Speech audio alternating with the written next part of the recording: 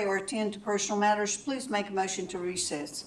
For those participating by phone, please keep your device muted unless you are speaking.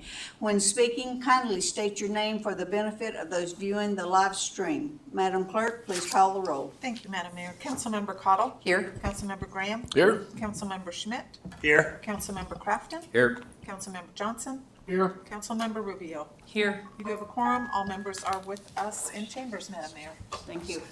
Please rise for the Pledge of Allegiance, and Councilmember Crafton, would you lead us?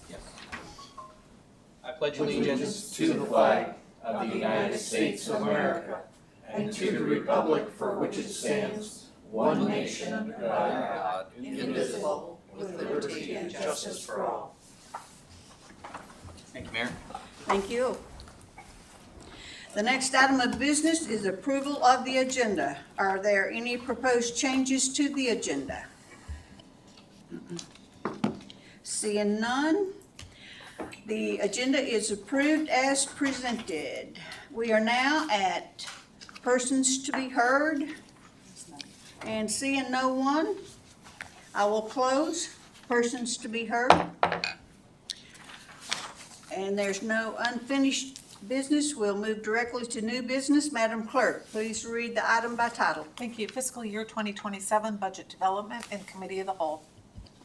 Is there a motion to enter the Committee of the Whole? So moved by Councilman Johnson. Is there a second? Seconded.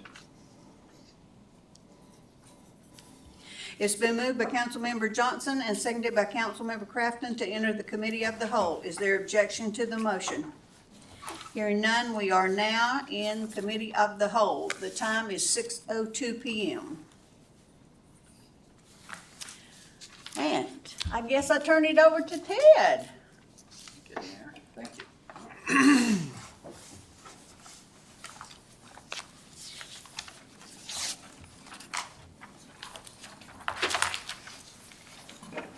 James, Yes, sir. we want its fan. You'll have to show me.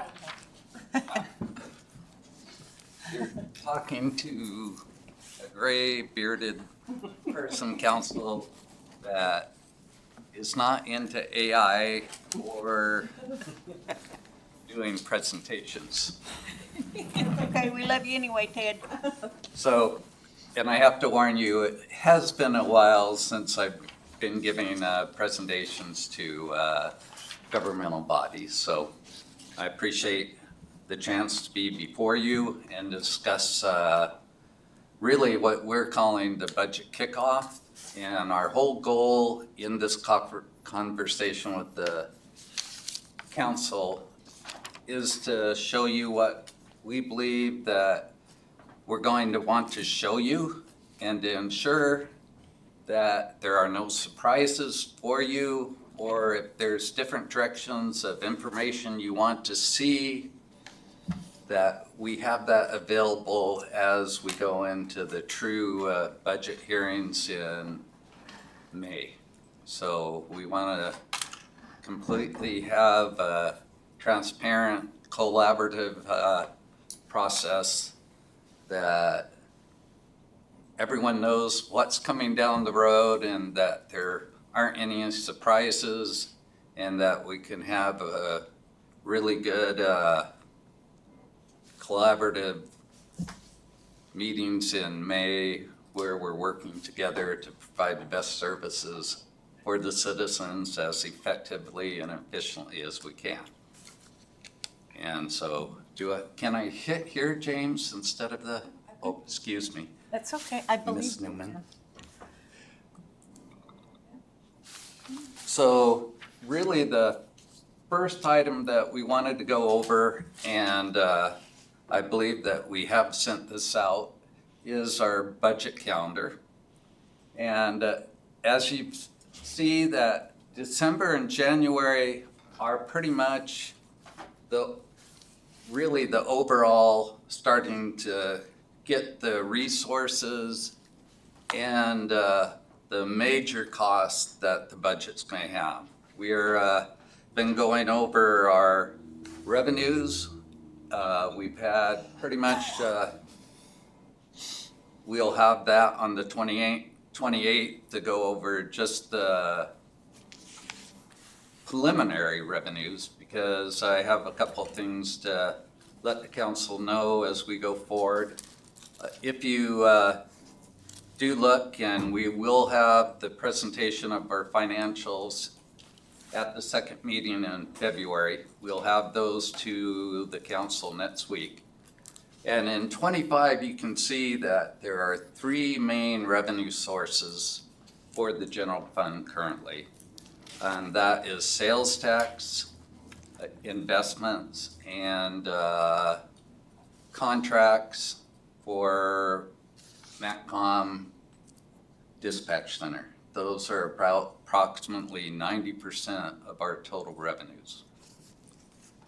And we are finding out as we're going through the years in 24, 25, and 26 that there is a change in our revenue structure. Sales tax is starting to curve to flat, and it's really based, and we'll be going into this more, and we have consultants looking at it too, is that there's been a change in buying habits of the consumers that were utilizing or buying everything in Wasilla now, as I can well tell you from my previous council member, that they can go on their phone from Amazon, Macy's, or those other places, and actually order stuff and have it delivered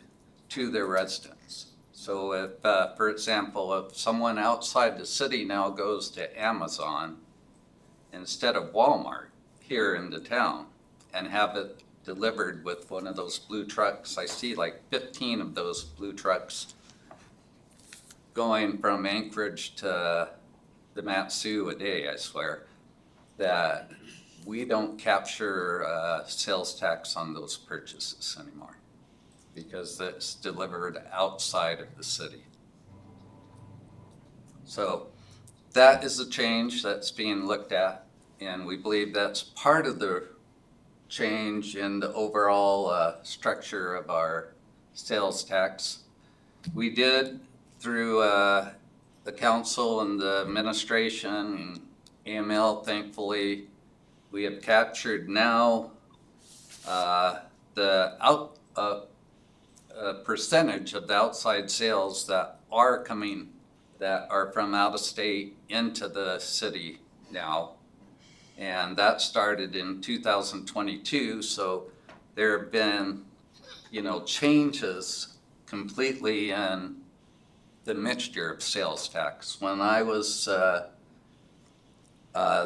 finance director in 2002 or whenever, I was feeling bad when I was off on sales tax by $200,000 because you knew the complete pattern of sales tax for the city. It was starting in July going up to November when you saw the permanent funds hit, then it dipped a little, and then Christmas in January it increased because of Christmas, and then it started sliding down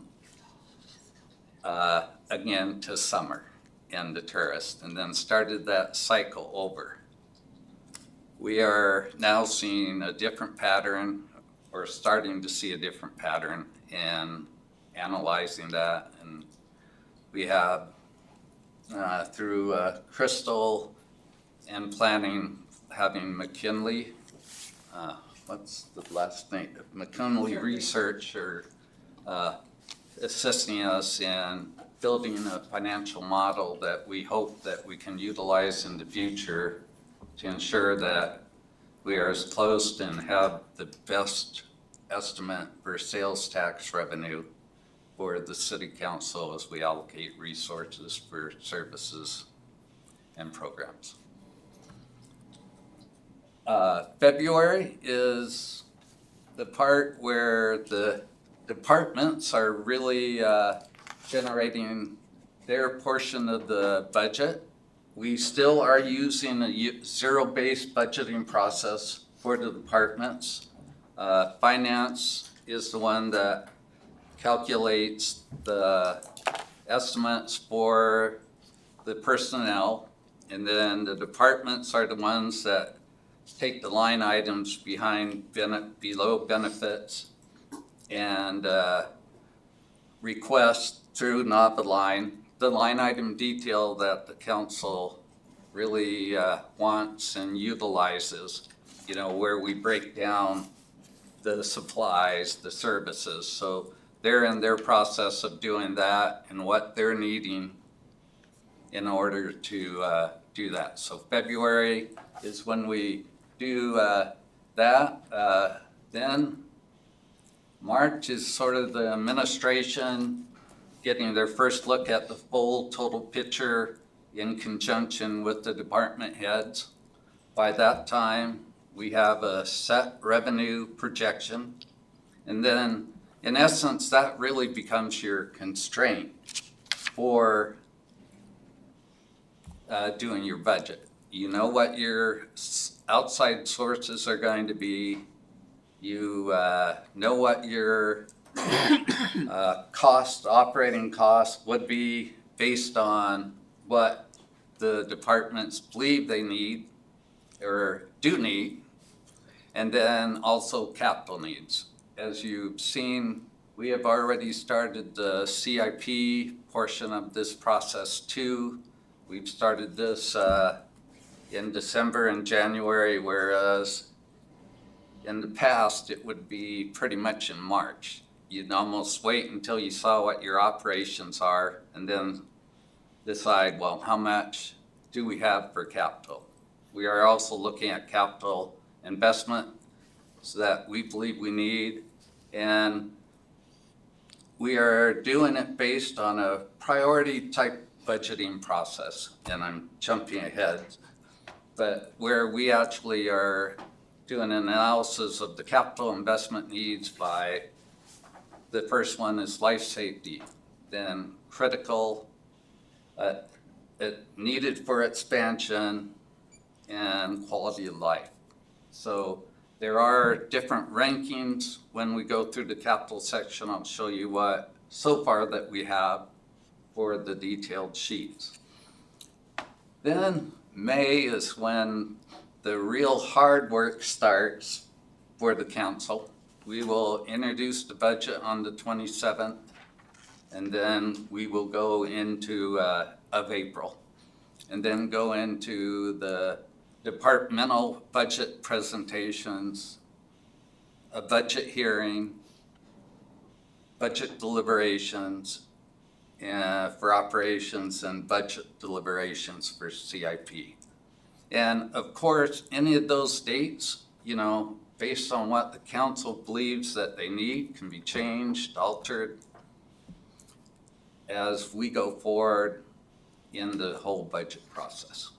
And then in June, we're projecting that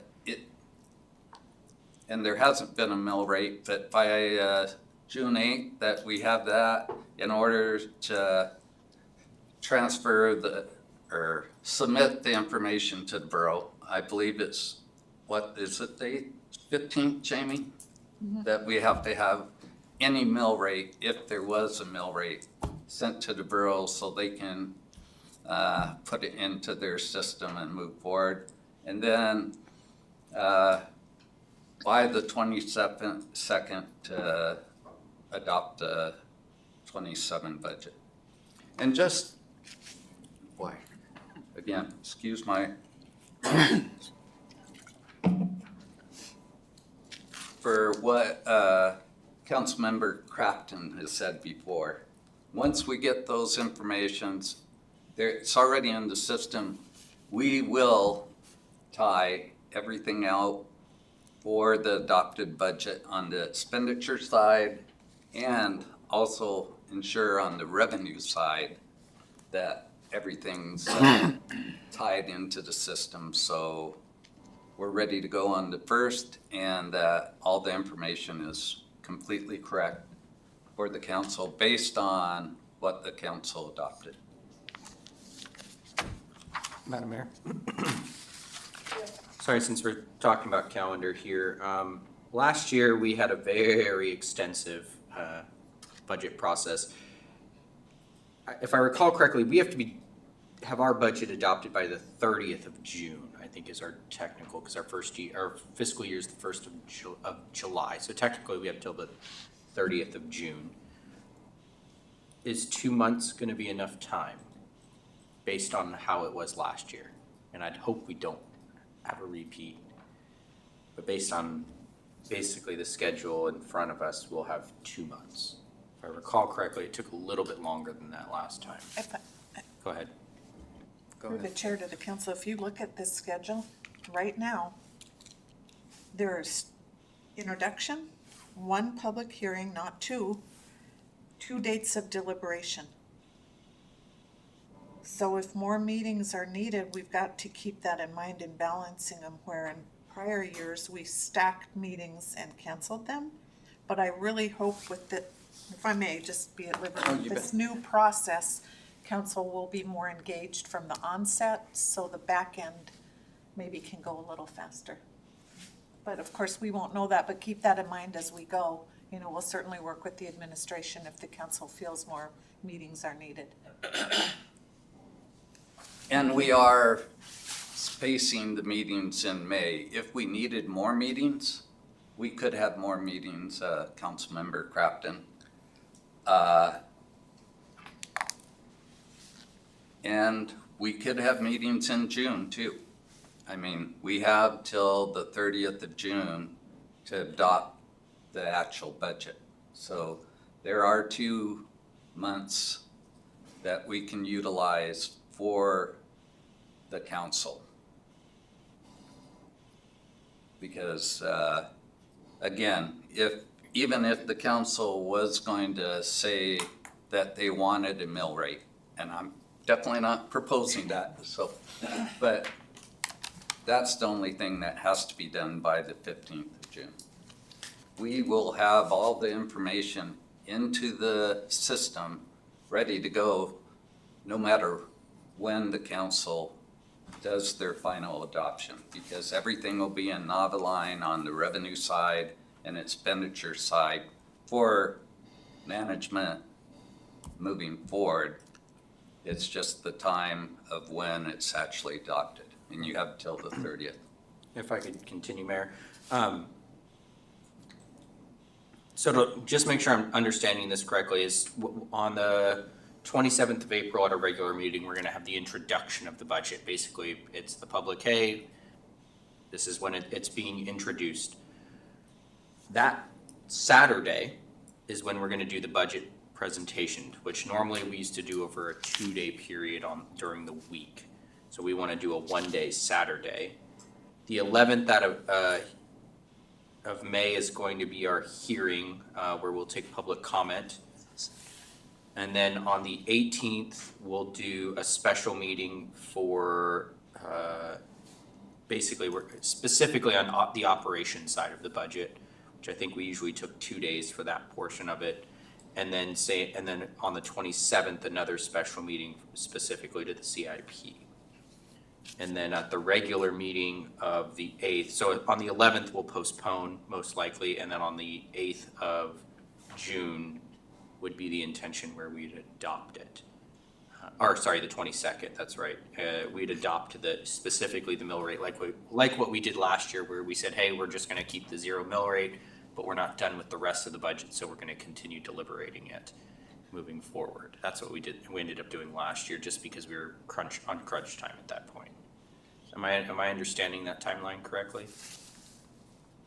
Through the chair to Councilmember Crafton, you are understanding it correctly. I'm just, when we get that close to the 22nd and we have to adopt it by the 30th, I would hope we could potentially adopt it earlier.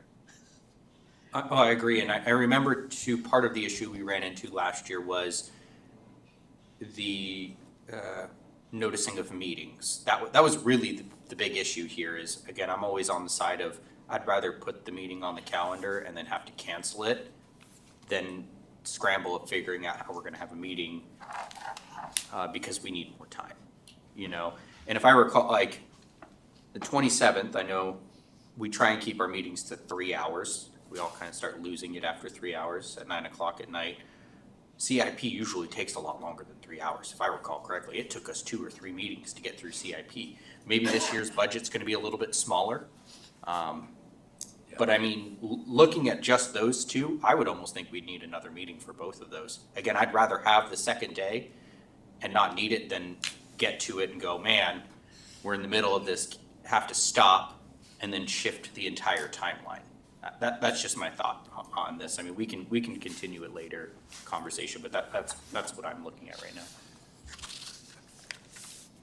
And administration, or at least finance, and I'm sure the departments are willing to do whatever we need to provide the council the time that they need to go over this process.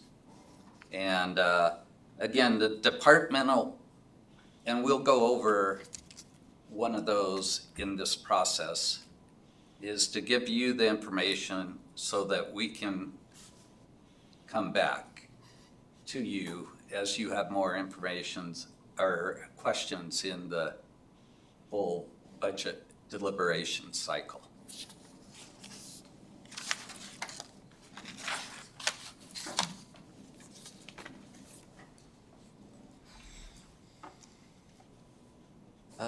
Any other questions on the calendar or? Yes. Through the mayor, I have a question. What time would that meeting be on Saturday for May 2nd?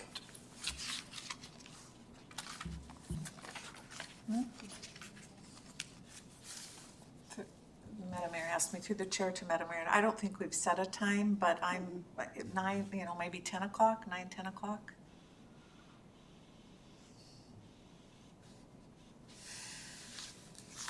And to the council, if a Saturday does not work or is not what the council wants to do, we can change those dates or how we do those. And one of the interesting things, and one of the things I'd like to discuss with the council, is that the finance section of this presentation is going to be more detailed than it was in the previous years. That I think as I looked at previous presentations, all the information was there, but I don't know how fast that they were presented, because there are certain items that are happening, with our water and sewer funds, with, again, like I said, discussing on the revenue side than just the expenditure side. The whole picture is, I think, very important to the council as we go into the deliberations over this upcoming budget season. So, again, and this is all stuff or items that the council understands and have worked with, but we just wanted again to say that, we're trying to transform this budgeting just from a transactional process to more of the strategic and collaboration together of where we're going. And these are the resources that we have. These are the cost of our programs. These are our capital needs, and where we're going to be at the end of that. And if we're going to need to utilize capital reserves, we have our committed to capital projects, if that's going to be needed to assist in what is needed for our capital projects and our capital investments.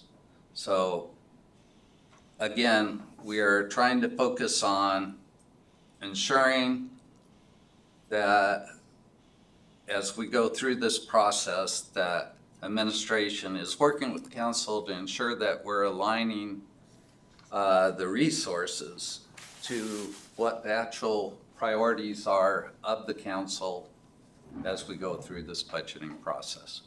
So we are introducing into this a sort of a concept that everyone already uses, but we've actually now in finance and in the budget world put a name to it. And I'm sure Councilmember Johnson has dealt with this his whole life in the private sector, priority-based budgeting, where, you know, we have limited resources, but we definitely have needs that go probably past those resources, even if we're being completely efficient and effective. I mean, there are always the needs. So we are looking at this based on the priorities of the council and administration as we build this budget too.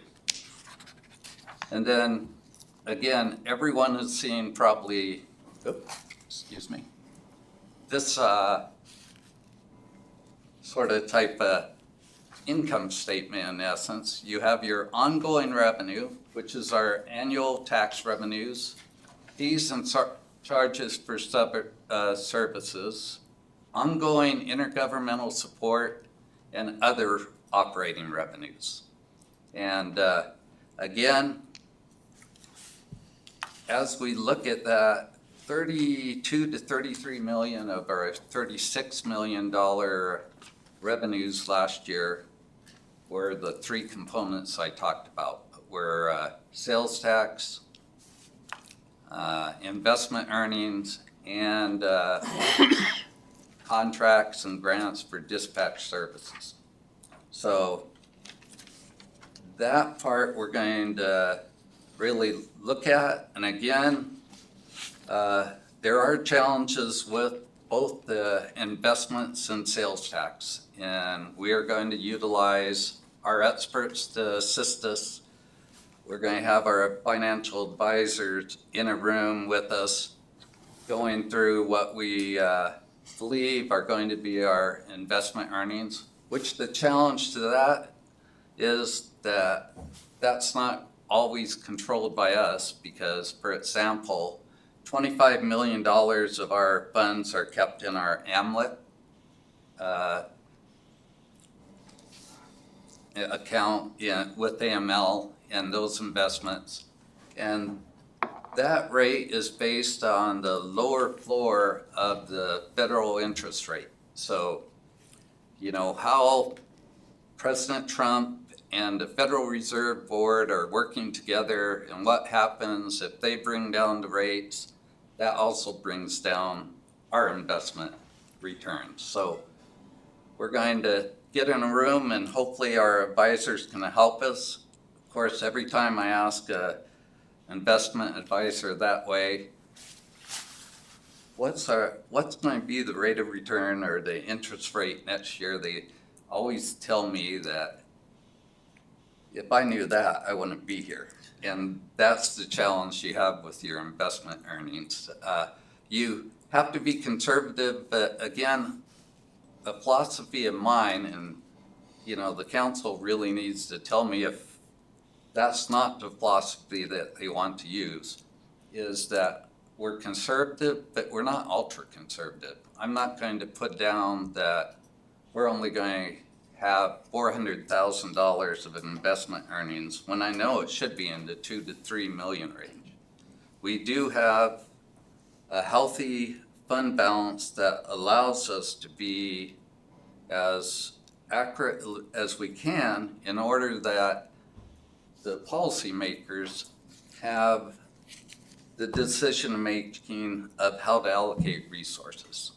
I don't want, as a finance director, and there's several out there that like to play that game of, well, we'll just under-report so the council doesn't increase the budget or those type of things. That's just not the, I don't think, you guys, the council was elected to make the policies decisions on how to allocate resources, not the finance director through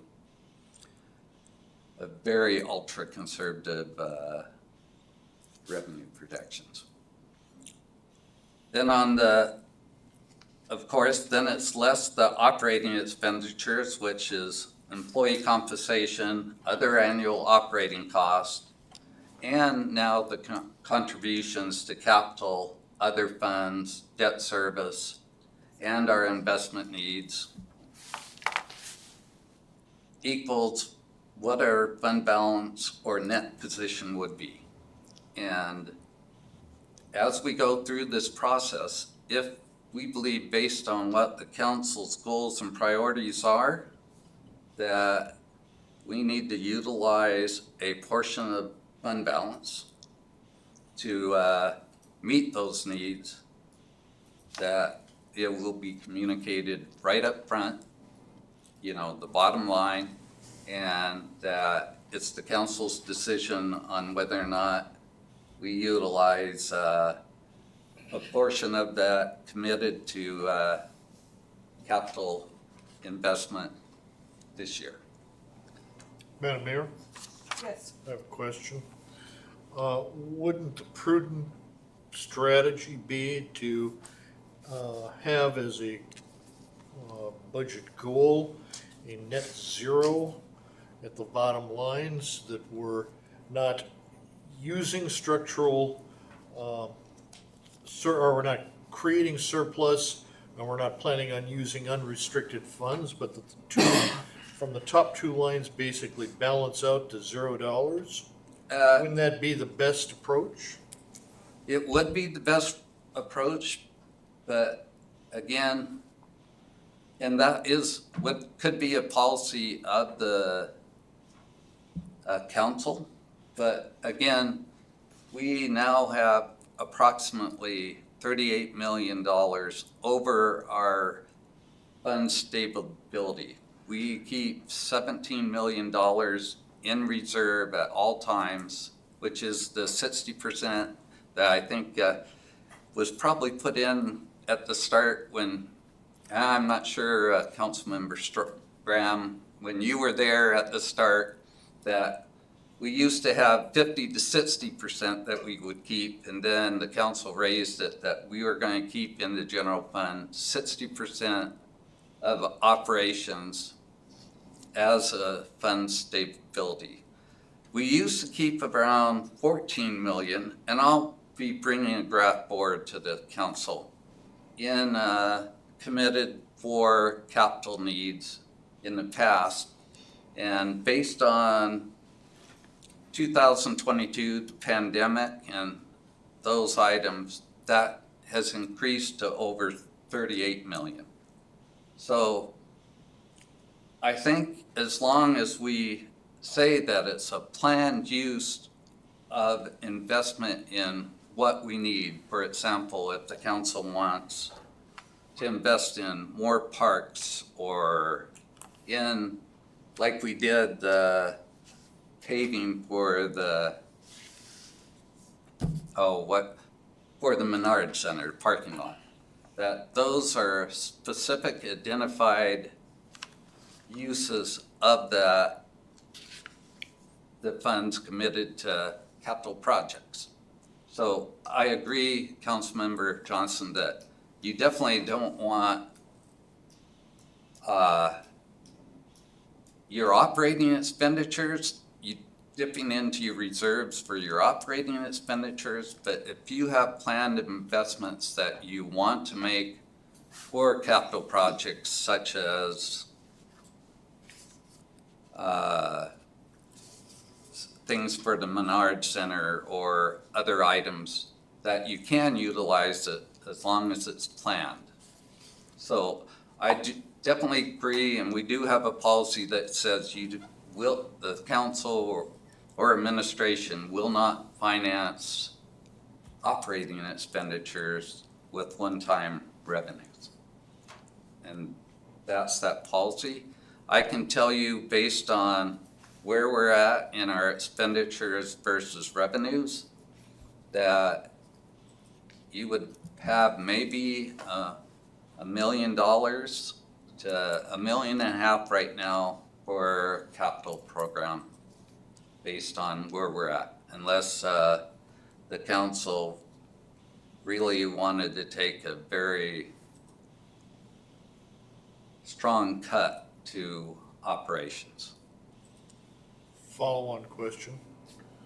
So you mentioned, and I'm a little bit confused, okay, so we have a $17 million reserve, which is 60% of our operation, okay, got that. And someplace in there you mentioned a 38 million, so is that the Yes. total of, Oh, is sorry, that the Councilman. total of Johnson. the 17 million plus the capital reserve? No. Is that it? The total unrestricted assets,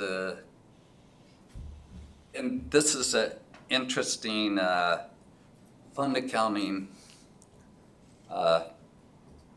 item is, our fund balance in the general fund is made up of really 3 parts or 4 parts. We have non-spendable, which are things like prepaid expenses and those items. Then we have committed to capital projects, which is the second tier. That is 38 million. That is controlled by the council. And then we have the third tier that includes assigned fund balance and unrestricted, which is controlled by, in essence, administration. Assigned has $1 million in it for the land bank.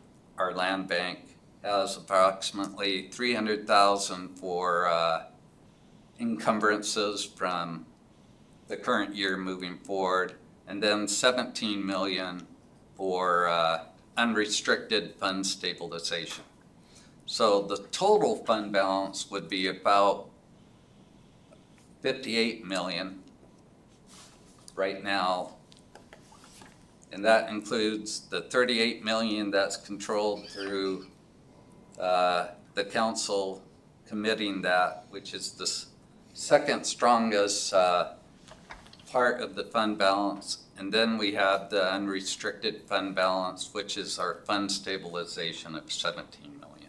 So you have around 56 million truly in fund balance that's controllable by the council through the budgeting process.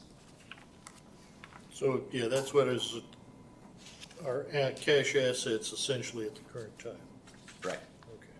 And one of the things that'll be different in our budget going forward in the budget presentation of the general fund is we're going to go back to having the bar that would show your unrestricted, will show your capital, committed to capital, and then your non-spendable, so the council can see over a 5-year period what that trend is and where we're going. So as you move forward, is as you want to utilize a portion of that committed to capital projects, then you'll see the trend and the plan going forward on how you utilize those funds. Mr. Leonard? Yes. So, looking at this slide one last time, when you look at tax revenues, we look at sales tax, approximately what percentage of our revenues are from sales tax, and approximately what percentage of our expenditures excluding capital are employee compensation costs? Do you know those? I do not know the employee cost right off the top of my head. Well, not off, but I mean, could you do it within 5%?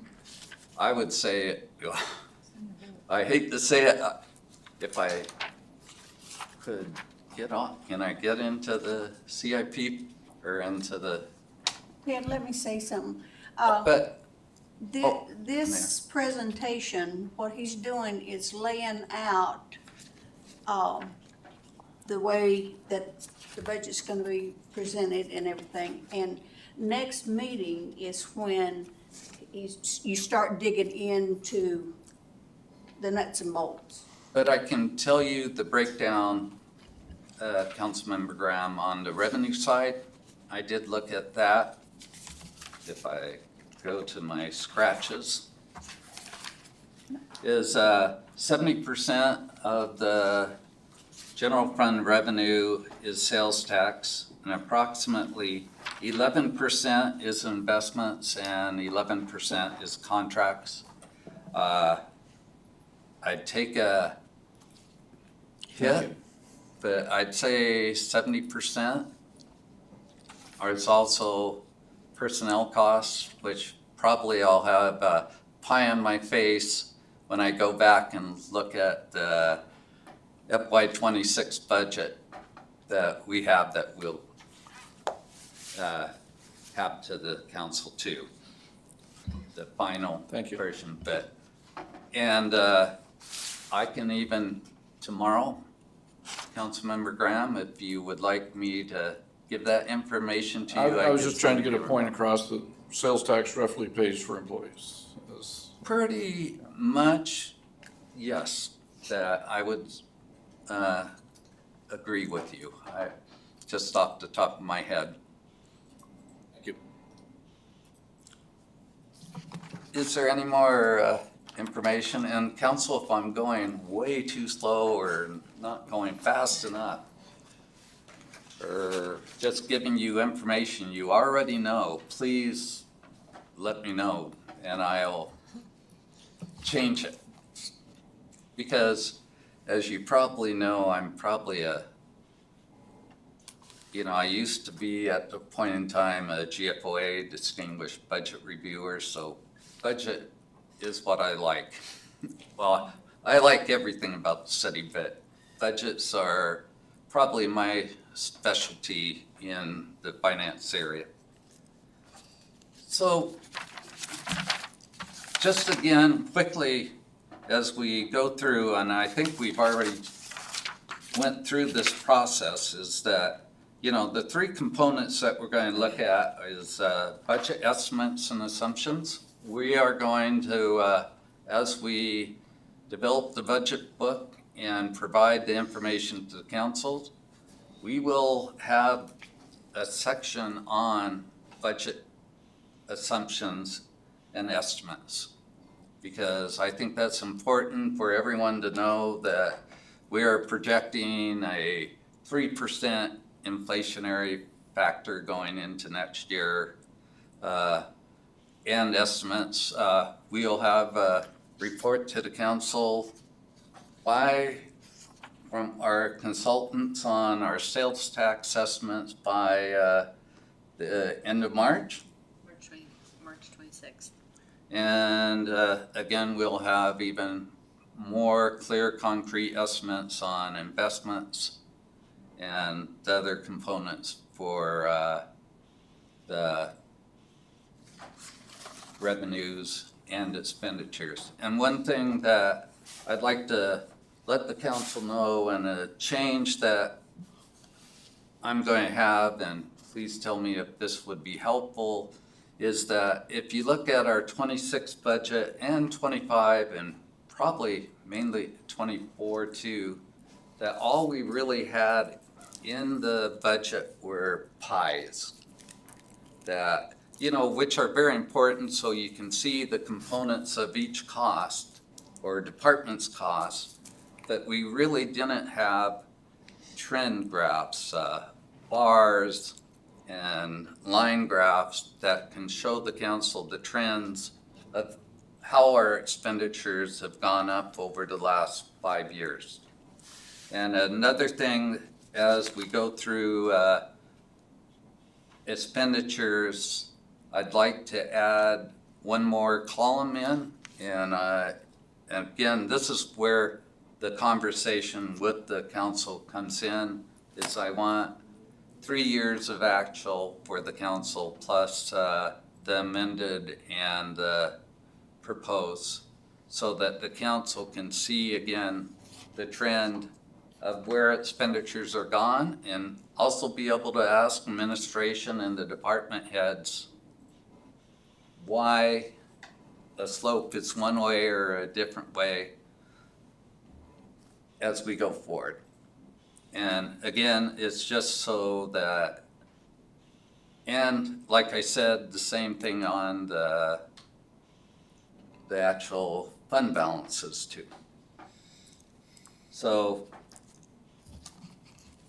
you would see that, and Jamie, I don't know if the council can see in their line item in our department budget detail, again, that we want to put we're going to give you the FY23 actual, the FY24 actual, the FY25 actual, the amended budget, and then we will work our hardest. And that's why part of what we need April for is that the minute we close March, we will put into the budget detail through 3/31.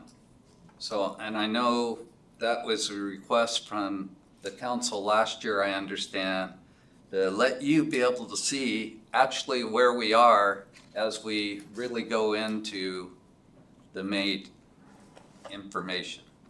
And one thing I did want to say in the departmental summaries is that we will give you the line item details that you've had and used in your analysis and decisions on what budget changes that you want to make. So, May I? Through the chair, if I may, to the finance director on behalf of the council, I know last year there was a lot of discussion about inconsistencies in those line item explanation sheets, the level of detail provided by some departments, the level of detail not. So maybe think about that and maybe provide direction to the finance director on what you want to see.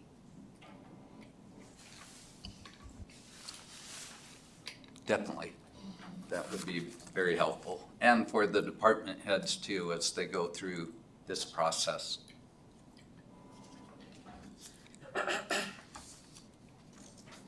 So, are there any questions on the components or any changes that you would want to see in the detail? We'll provide the same type of account detail that you had before. You know, we'll have legislation, then we'll have the detail of the clerks, the records, and council. And then we'll have what comes next, the department summary, and we are just using the clerks as an example. And I did make Jamie take out the Hawaii trip, but just for that, but. Was it for her or us? Oh, I think maybe it could have been council, but anyway, we are, I just want to show you what will be the main pages in the budget book besides the line item or the budget detail. We will start with, again, the budget details so that you can see the actual account codes by description.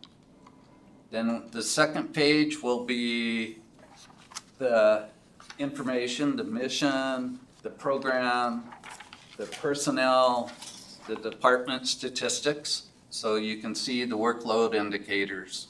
And that's really what department statistics are the workload indicators for that department. And then we will provide the same type of thing that you've seen before, except this is where I'm going to ask the council for a favor in the lead sheets.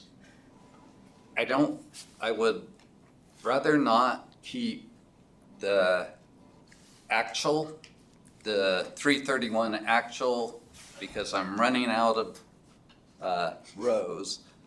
And we will have that on the sheet behind it for you.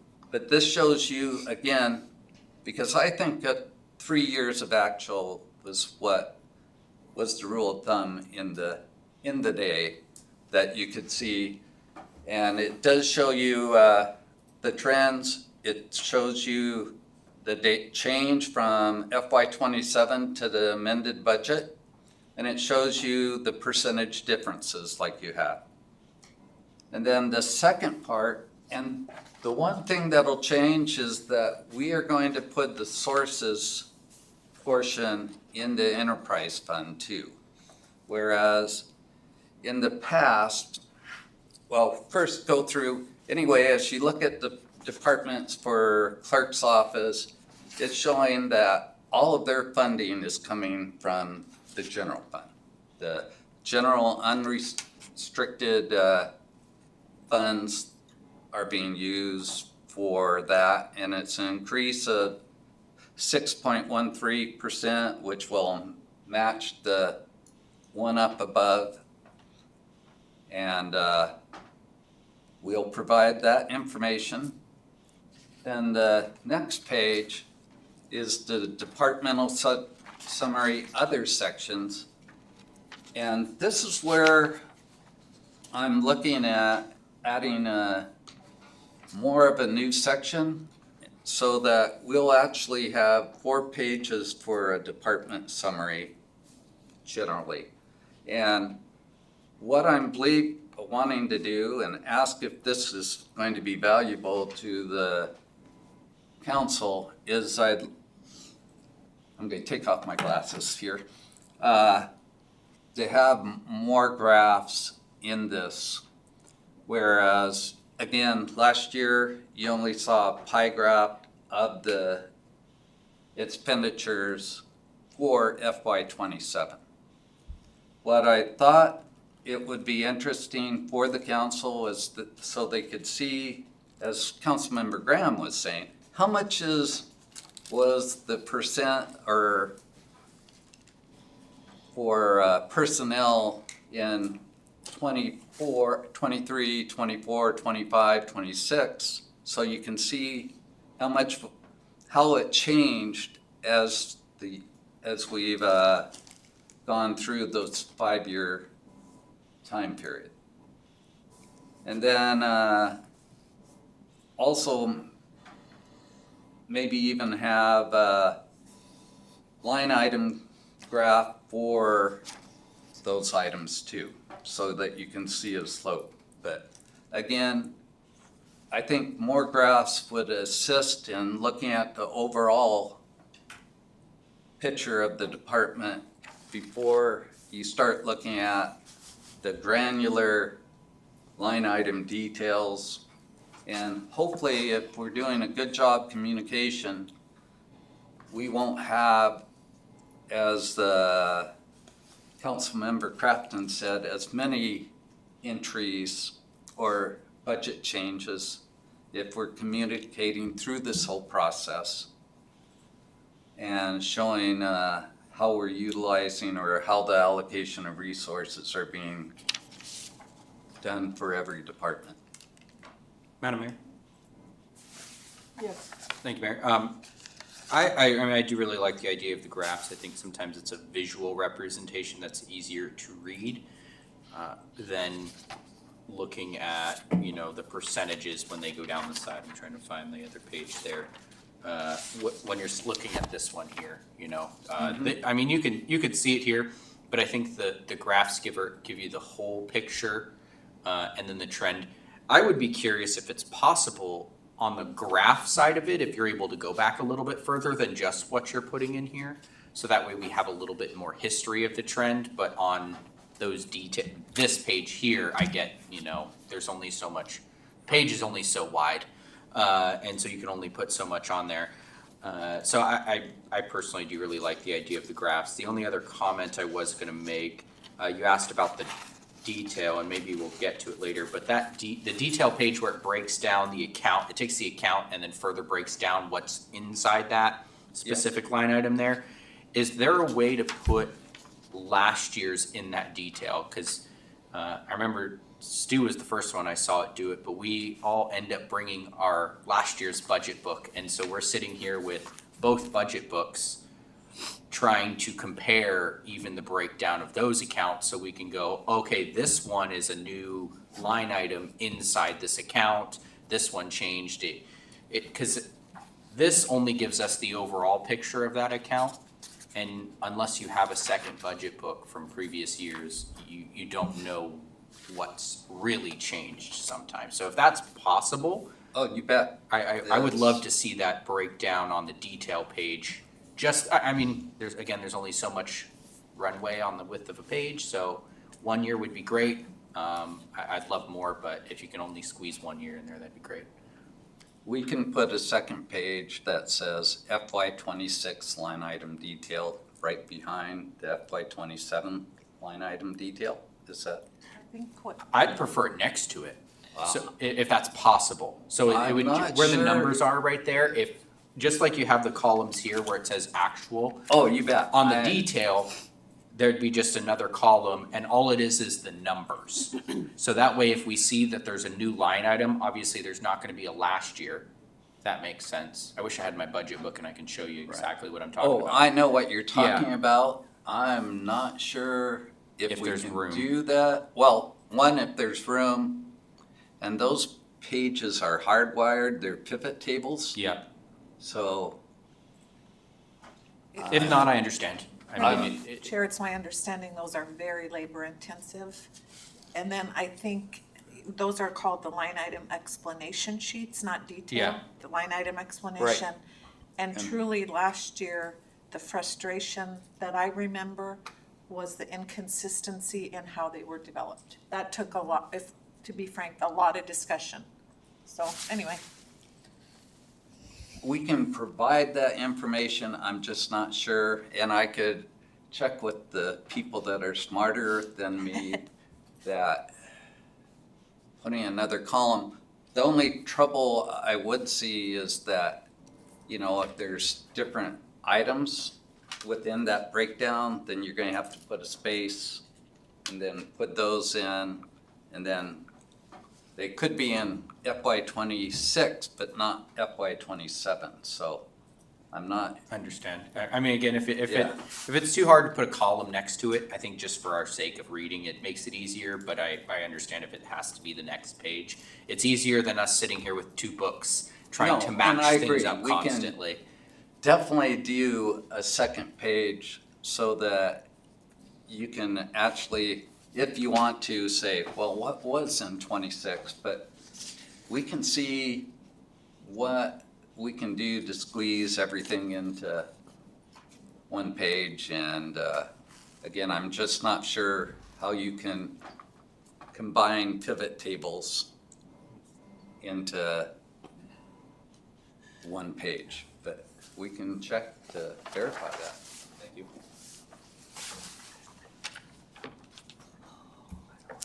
And then, of course, the other department section is just the same type of section that we've had before, where the departments do go over their goals based on the goals and priorities of the council and administration, and then their accomplishments. And you'll actually really see that also in the departmental presentations. This is really also mainly for the citizens that would read the budget book or go through the budget book. Now that, as I stated, we are right now going through the capital needs, the capital investments. We have revised the section to give the council more data on the CIP, each CIP project. You know, whereas, which will make the budget book a little larger, but we are going back to a page for each CIP that we're proposing, and which will give you the detailed title, the count code, the category, you know, parks, recs, public safety. And it's also, one thing that we're adding to this is a sort of a rating. Again, as I stated before, that in this would be, you know, number one would be life safety, Number 2 would be critical. 3 would be expansion of infrastructure. For example, the parking lot. It was an expansion of the Menard Center.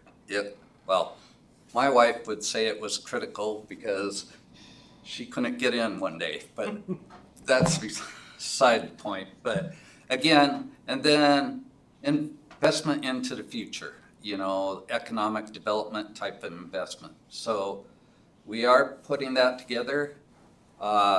We propose, and I'm promising for Eric and working with me that, we do have that 5-year spreadsheet that we give you, but we'll put a narrative on top of that discussing the 5-year plan. And then also on that is to put also the sources. That right now, if you look at the 5-year CIP plan where we go FY27, FY28, FY29, FY30, and of course, as you go out farther, it gets harder, that we'll put in the projected sources that would fund those projects too. And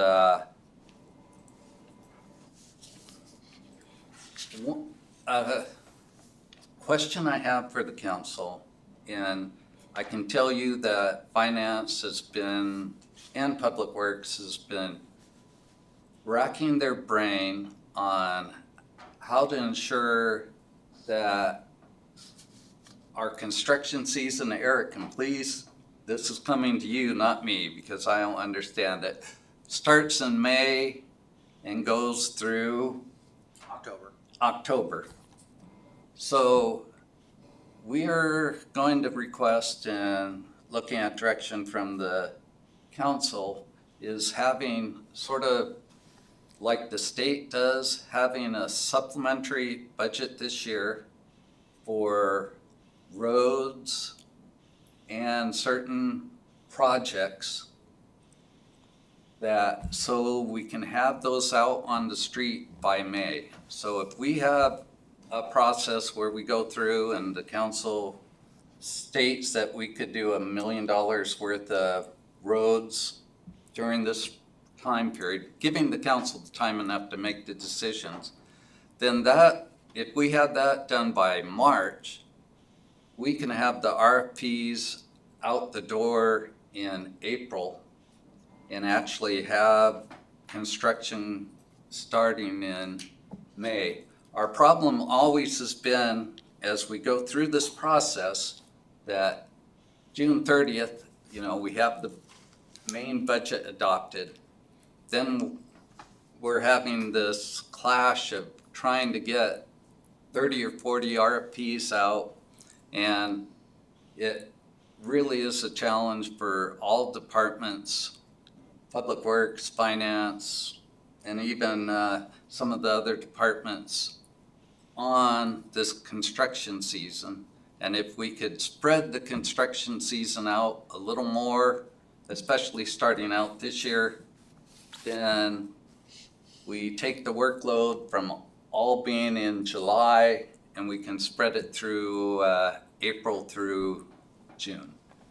So I'm here to ask the council whether that's something they would be willing to consider or just stay with the way we're doing it. So, Madam Mayor? Mr. Crafton? Thank you, Mayor. So I'm trying to make sure I'm understanding this correctly, because I remember I had this concern, gosh, even before I joined the council, and I think Eric and I talked about it at one point too, where it's the exact issue you're stating, is because when we provide funding this year, it's for the remainder of this year into early next year. Luckily, there was one year, weirdly enough, it worked out where our rain was so bad it actually pushed our season out. So this year, when we appropriate money or allocate funding for construction, in reality, it's actually for next year's construction season.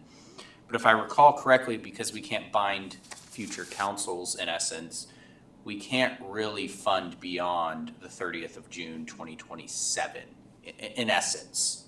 I mean, you can, but you can't type of thing. And so what you're asking for is extra money this year? And how would we, I guess, how would we do that?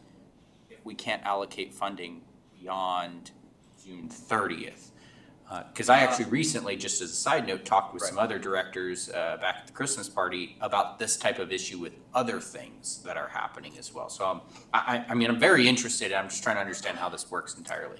I'll have to say through the mayor. Councilmember Crafton, in our code, our capital projects can go for 3 years. Right. So if you did a supplementary budget and said we're going to do 1 million, because we believe we can do 1 million from May through September, that there's no code issue that I see that would stop the council from saying, again, that we wanted to use $1 million of our capital reserves, if that was where the council desired to go for this construction season, so we can have building of roads. It's like a supplemental budget is just like a budget amendment in reality. So basically, this year's budget would come, and normally, had we not had this conversation, we'd be allocating funding to make sure we cover the remainder of this year and into early next year. All you're really doing at that point is asking to make sure we have enough funding set aside for July 1st through however long construction lasts that year. I mean, it floats, it changes every year depending on when the snows come. And if, excuse me. Go on. No, it's okay. And if we did it now, you could, if we still say we're going to invest $1 million next year, if we use this million through October, then that million could start in April again. 28, and we're cover talking about now. through September. Like I said, since we have the ability based on code for projects, CIP projects, just roll over. And the interesting thing, and I never really understood this before until I really read that code, is that if you spend any money, like if you spend money in the third year, it continues to go. The CIP project, basically the CIP can exist, the account can exist as long as the you're, funds. as long as you're continuing to make an expenditure in or you're making an expenditure out or putting money into the account, the account Exactly. basically can continue to exist. Last point of clarification here, Mayor.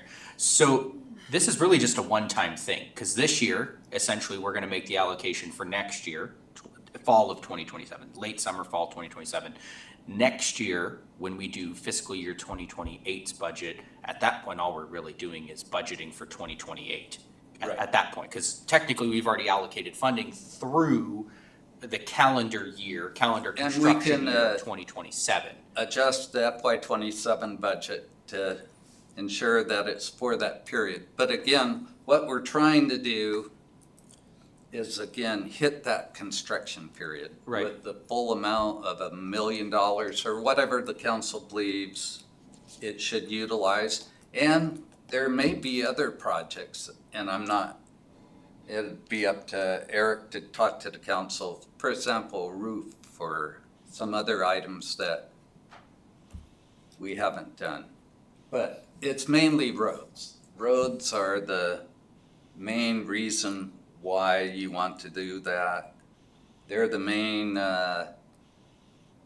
real workload for Public Works and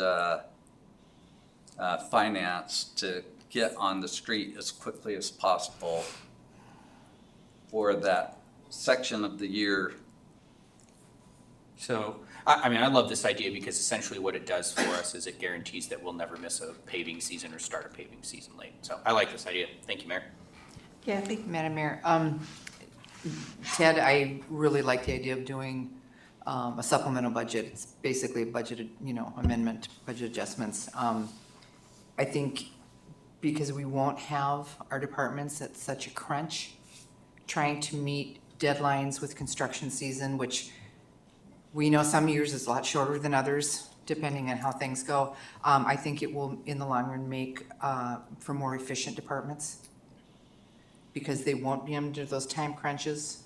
So there'll be, you know, if you're more efficient, there's less room for mistakes. I mean, I just think it works better for all departments if they can plan ahead and they have the time to do things instead of that massive crunch. Now, all of a sudden, the budget's done and they've got to get all these requests for proposals out into the public and stuff. I just think this is better all around for the budget cycle and for our departments. Mr. Johnson? Madam Mayor, to the Finance Chairman, one of the things that I did or was required by my previous employers in putting out a budget was to not only state how much, where that was coming from and all of that, but when the money was expected to be expended. This enabled the Finance Department to create a cost performance index, which is something I've never seen here. I don't think we even do it here because we have no timing structure built into our planning, which is a little bit difficult, but it feeds exactly into the previous conversation. Because it'd be really nice if we're gonna say we're gonna plan for roads in 2028, we're gonna budget the money right now. The timing on that would be, spring of 2028 in the 2027 budget. But having that information, then you actually could then lead into calculating the cost performance index on each account, which would be really cool, but we're not there yet. Okay. So the next section is, again, just a mock makeup. When we're doing our CIP section, is that we will have a map of where all of the projects will be and also available for the citizens down the line. And one of the things that we will be requesting from the council, from the finance department, as part of our CIP request is starting to go towards digital budgeting book. And for the council, and I'm not stating that this is the program that we would use, but the borough uses a program called ClearGov. And if you go to their website, they have like 3 or 4 budget components. And one is what's called the CIP budget presentation, where this program gives you a map. It gives you the projects, and in the projects data sheets, it gives you how much is for construction, how much is for engineering. It gives you where at in the process it is, and if it's over expended, under expended, what the burn rate is, and those type of things. And I think sort of like what Councilmember Johnson's talking about, we're getting the level of detail that holds any administration accountable for each of their CIP projects and provides that level of transparency. And also for us, and I'm sorry, I'm making a plug before everyone else gets to, but in a digital book, we will not have the same type of issues that we have every year for the budget process, where it takes us like 400 hours, where items are missed, because it takes you for a department that does, for example, ClearGov, where you put everything into that line item type of format, detail, and then it pushes it through the whole process. Then if council says we want to change supplies by $10,000, you just go into that and it changes the whole book, instead of, whereas, for example, when I was assisting Jackie and finishing up the 26 book, you had to go into every page, change it from proposed budget to adopted budget on every column in every row or every table. You had to change all the pies by hand because our budget book right now is based on a combination of PDF sheets combined with Word and Excel. And anyway, just as we're talking about with finance, providing that on-time information, real-time information to the council, you do the same thing in budgeting as we are going to be doing in finance as we get Tyler in. The other thing that I was talking about, Eric has been, and his team have been working very hard on, is our CIP project detail sheets that we'll be utilizing with the council this year. And again,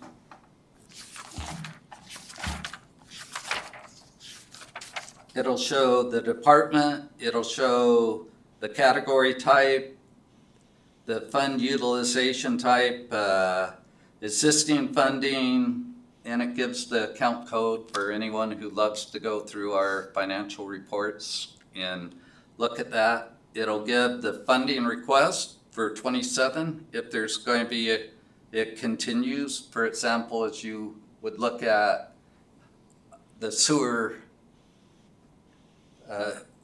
build out for the sewer plant, there could be 4 or 5 years. It'll also give you the funding sources, and we're working on that right now to give you the detail. So for at least the FY27, you'll know we're projecting out of that 3 million. It's for the 1 million would be coming out of general fund, 2 million would be foundations, and whatever else funding there is. So the council knows when they're looking at this project sheet, this is going to cost the city, its investment's going to be this much versus what investment or sources are coming from the outside. And again, then, you know, some other sheets, like with the library showing where the expansion is going to be, and then a description showing why and what the benefits are of making this investment. So if there's any information that you would like to see more on that sheet, Eric would be the man to talk to.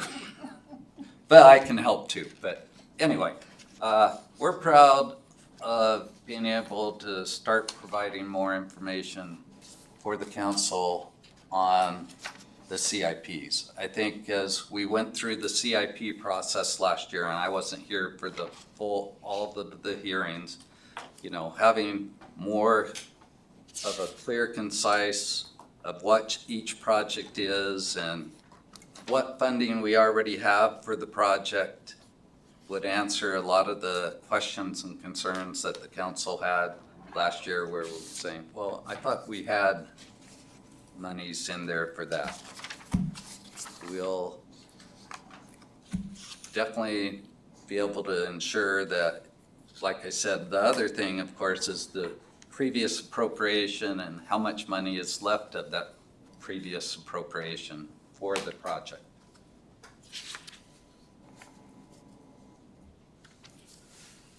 And then the last component is just, again, the budget component is the fund balance and net position. And again, to me, that's the bottom line. As we look and go through this budget and present the budget to you, or if the council has increases or decreases, we will be adjusting that bottom line so you do know your fund balance. So we're going to show you, based on the budget that we're presenting, what the breakdown of the fund balance is, you know, how much we have to keep for unrestricted fund balance? How much is still in the committed for fund balance? And as we go through that process, we will have the dialogue with the city that if we add 2 million for another water tower, for example, and we're taking that from the general fund, that would be a transfer from the general fund, which would reduce that committed balance in the investments.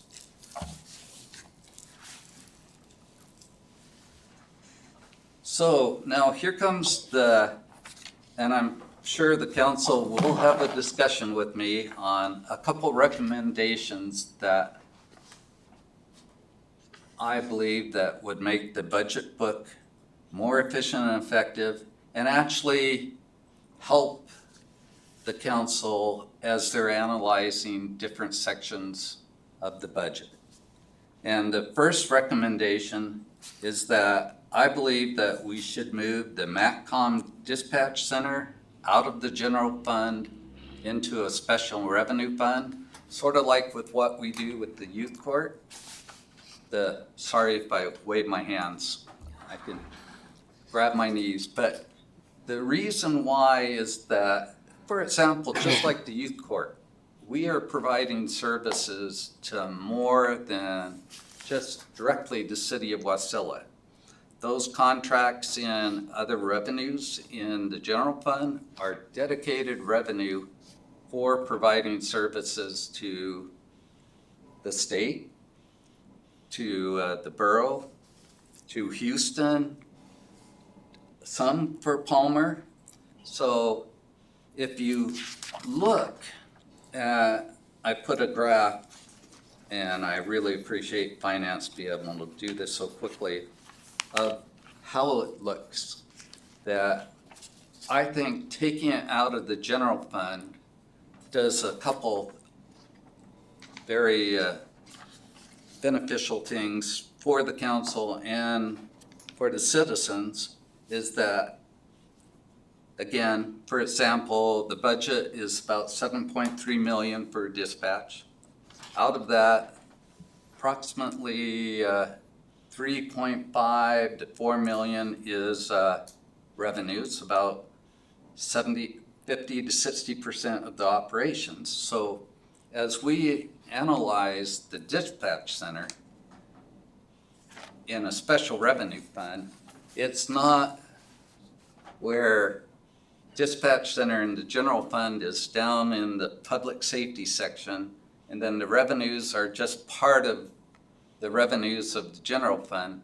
You are going to see in a special revenue fund the revenues, and then you're going to see the expenditures. And so you're going to be able to analyze what the cost is for the city to run an E911 center, yes, and also see what our partners are paying too.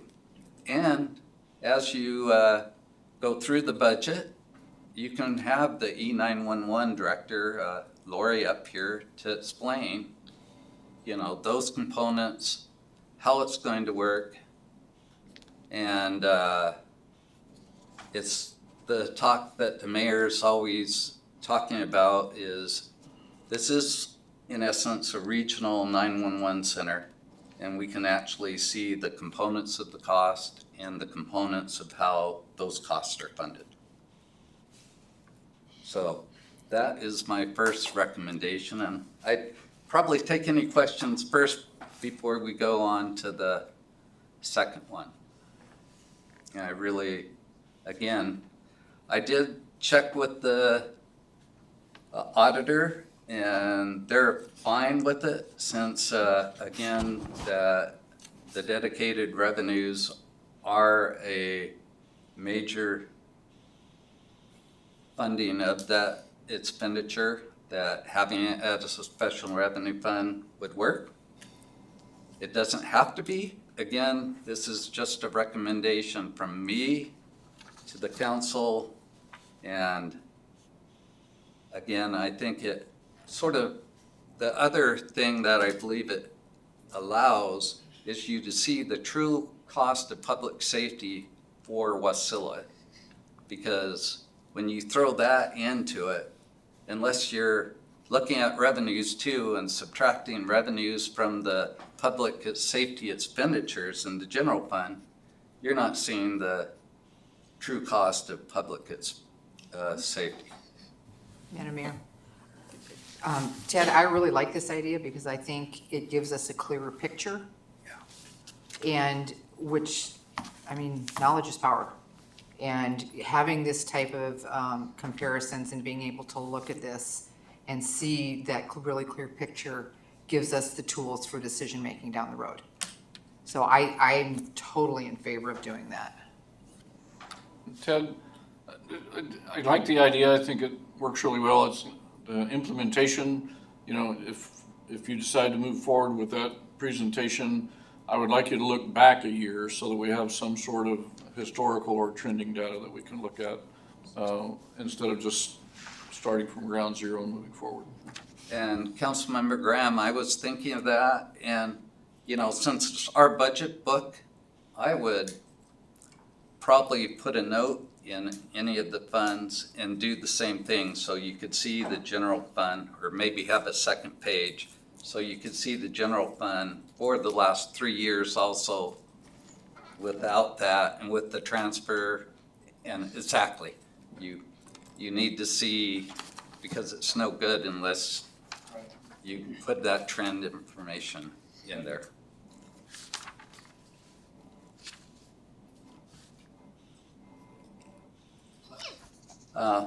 Any other questions on that? Okay, the second one is, and I'm sure that there will be questions on this one, is I would also recommend that the Menard Sports Center be moved from an enterprise fund to a special revenue fund. And again, the reason is that I'm not stating that there's, you know, the Menard Center is the gem of our recreation facilities, and I believe the investments that we make into it are very important. But as I look at this, and again, you could look on page 23 are the graphs. A special revenue fund would show the same type of information that an enterprise fund, which is a business use activity fund, that enterprise fund shows. But what it's really saying is that we realize that the general fund supplements this fund. I mean, if you look at now our operations costs, that the city of Wasilla's general fund transfers over approximately $1 million for operations, not including covering the depreciation, which we would have to if we want to completely offset the total cost on an accrual basis based on a business activity fund. So my question to the council, and definitely wanting to work with the council on this, is that I think we could get the same type of information, but it also shows how important the Menard Center is to the recreation services and activities of the city. And that $1 million that we invest in that is really the same type of cost that you would have with your cultural activity of the library of 1.7 million. I mean, it's a great deal for us. And if you look at, you know, the number of citizens that utilize it divided by the amount that we subsidize, that is probably cheaper than our culture, the library. Not throwing shade at all on the library, but again, I think I was talking to Jackie about this, the interim finance director, is that you would put that transfer in the recreation services section so you could see the total recreation's cost to the general fund. And then you would also see the total cost, and the picture again in a special revenue fund where you would show the revenue, and then you would show the expenditures and investment in capital. Instead of having it be enterprise fund where you have a different measurement. In an enterprise fund, you're looking at net position, not fund balance. And net position has your investment in capital assets. Then you have restricted for other items, and then you have this unrestricted net assets.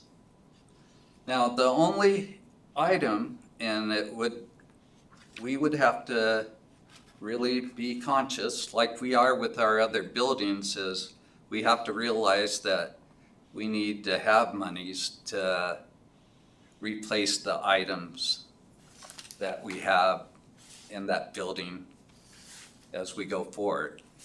You're not going to keep it into that enterprise fund, but in actuality, we're not right now. A rule in our enterprise fund and fiscal policies is 10% of assets are supposed to be kept in unrestricted. And that is a challenge for the Menard Center if you're looking at it as a business activity fund, because in reality, what you're doing is just going to be transferring more monies from the general fund over there in order to meet that requirement. So again, that's the question for the council. I think it's truly another special revenue fund where you have dedicated revenues from, the users of the building, but it does show you that transfer very clearly that the general fund is making to support recreational activities. Mr. Johnson? Madam Mayor, to actually the council or people who know, because I don't know, in order to make these kind of things happen, do we need a resolution before the council? And if so, when would that be put forward? I mean, obviously, we can't do it next week because we don't have enough time to get the information out. I was just curious. Thank you, Madam Mayor. Through the chair to the council, I think that if there is consensus, which I am hearing there is consensus, nobody spoke in opposition to it. It really is the mayor's budget. I appreciate a collaborative approach. Do you What I've want, been told, do excuse you me, want to, Jamie. I mean, what does Right. administration feel comfortable with? I feel comfortable with the direction, but What I've been told by our auditors, they would like a resolution saying that we need it. And I'm not sure, I'd have to go back and code. I'm not sure when you look at the enterprise fund section of the fiscal, if there is something that really states that the Menard Center is an enterprise fund. I don't believe it does, but we'll research and make sure the correct vehicle is in place for the budget.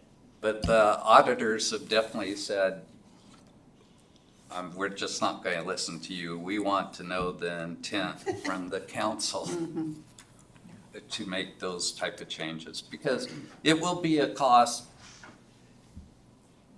going from an enterprise fund to a special revenue fund, because the auditors have to do more work next year to ensure that we make the move over to it. But they agreed, and you will see, actually be able to ask the auditor. Joy will be here probably on February 26th, if there's any questions on that. I'm sure she could give you her expert opinion on that item too.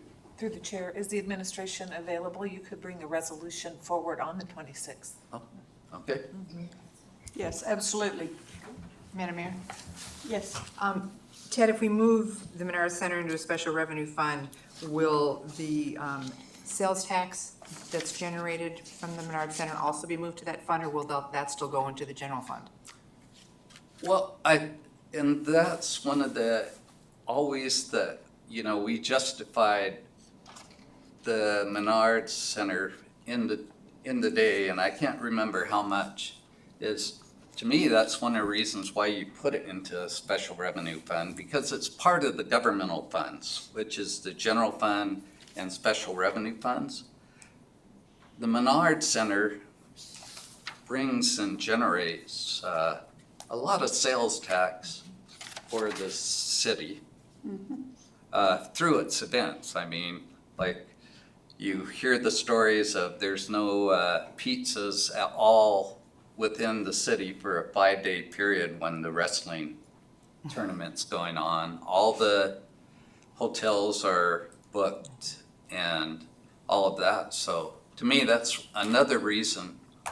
If you keep it in an enterprise fund, you're not recognizing the total benefit that recreation facility brings to the city and that investment of the $1 million. So right now, the sales tax is all in the general fund, but you're utilizing then a portion of the sales tax, as Councilmember Graham said, for transfers for the operating cost of the Menard Center. Mr. Graham? Thank you, Madam Mayor. And Ted, if you do bring forward a resolution to do this in the staff report, could you please have a pretty significant summary of what those changes would mean as far as what we are looking at from time to time? I mean, how we evaluate the success, or I hate to call it success, but how we evaluate the true cost of those things. I mean, right now, we're used to looking at it in a fairly simple way. I mean, I think this year we provided about $800,000 in general fund money to the Menard Center plus CIP money. So if we could see how that would affect how we look at things in your staff summary, that would be very nice. Thank you. You bet.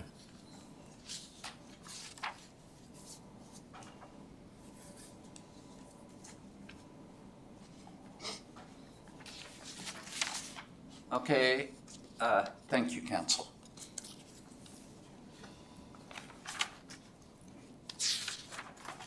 So in our budget calendar again, that we stated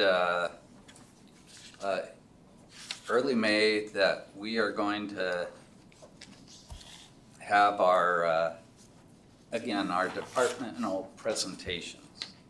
And one of the things that we're going to try to make sure that this year that they're completely consistent, so that when Public Works gives their departmental presentation versus the chief versus finance, that, or the clerks and the councils, that we will have a consistent presentation on each one. So you see the same type of information for each department as you move forward. And I know as when I was on the assembly, that was very helpful. Instead of having one start out with, their goals and objectives, one start out with a graph and those type of items. So we will ensure that we're providing the council with the same information for each department in this process. So we gave up a mock version, and I have to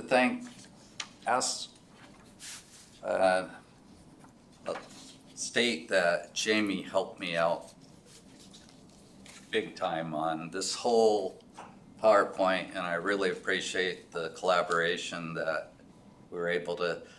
I could steal your clerk to spend too many hours probably for helping me out on this. But so the goal for this is, again, consistency in the presentation, to ensure that we have transparency and collaboration, provide the council with accurate information to make policy and budget decisions and allocation of resources.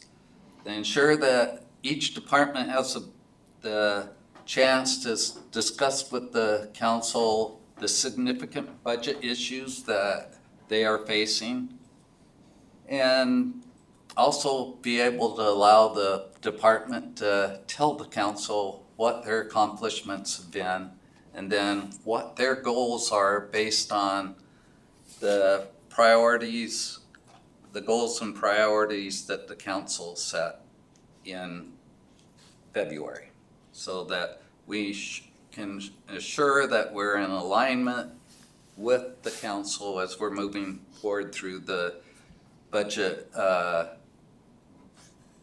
process, and ensure that we're providing the information that the council needs. So the first one, So Ted, yes, if you could go back one slide, please, you bet. Okay, if I, maybe. Also in there, it would be nice if the departments could review their progress on capital projects. I mean, like we mentioned, some of these projects are 3 or 4 or 5 years, they stretch out over years. So if we knew where they are on those capital projects when we're looking at new capital projects, that would be helpful to me. I don't know about the rest of the council. and would you like, Councilmember Graham, to have a section just on CIPs during this process where? Well, I don't know what you mean by have a section just on CIPs, but it would be Well, I nice, mean- be nice to have a brief summary of Right. what's going on. You know, we're having a departmental summary for public safety and all that. Would you like one for a CIP summary too? I would like to see them by department, because By CIPs are department. usually managed Okay. by department and not as a separate sort of thing for the Sure. city. We can add a section for that onto that departmental summary.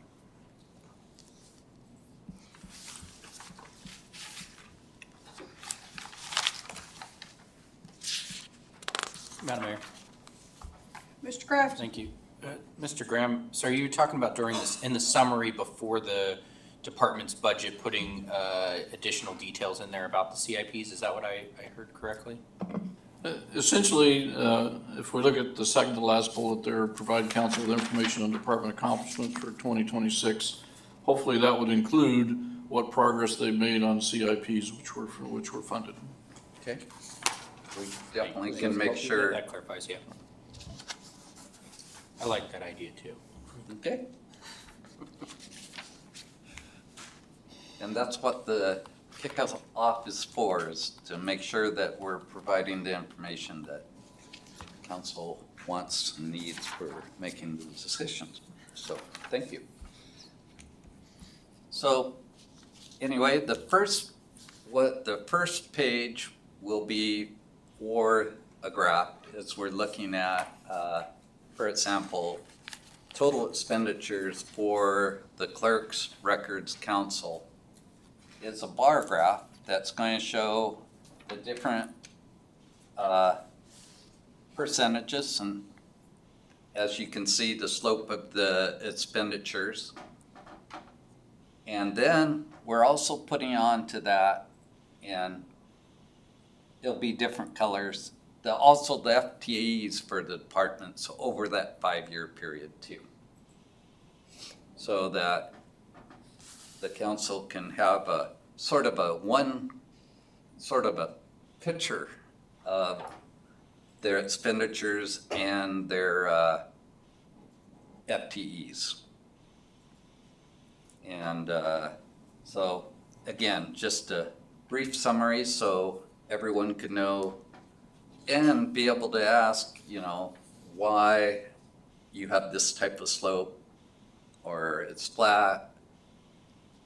And then the second page would be going over the significant budget changes. And I would assume if you see one of those bars, like FY27 go up by, let's say, $200,000, that in this, you would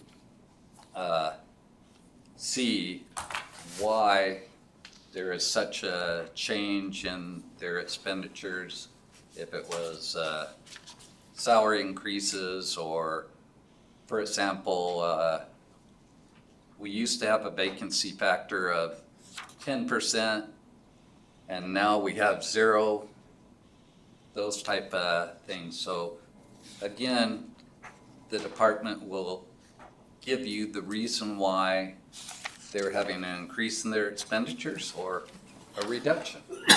But you will see that. And again, we understand that we can't take, you could spend 4 days going if you wanted to get so granular into the analysis. But we are giving you the snapshot, giving you a picture of where this budget's going. And as we go through the process, we can answer questions too. Then the third page would be the accomplishments, and I believe, is this where you would like to see something on CIPs and where are they at on their specific CIPs that are going forward from FY26? Yes, sir, that's correct. So we can add a section to this page or a second page for that. And then the fiscal 2027 major goals based on our goals and priorities that you will be going through in February. So we should be aligning to whatever that document that will be passed in February. Our major goals per department should be tying back to that. And then I'm just showing a picture of the 2 happiest people in the city of Wasilla. So we, if I may, we just wanted to illustrate, there will be pictures. Yes, we'll have Everybody some likes pictures and so, allow yeah. It's a happy tour group. the departments to show some pictures into that departmental summary. Love it. And of course, in the finance one, you won't see any because we're not creative enough to have pictures. You can draw stick figures for us. Yeah. We'll get you an iPhone, you can take selfies. So that is the kickoff. Next week, we're going to give you a presentation, and we're still working on the numbers of preliminary revenue projections, because that again is the real true kickoff of having to know your revenue before we can go through the full process of analyzing this budget.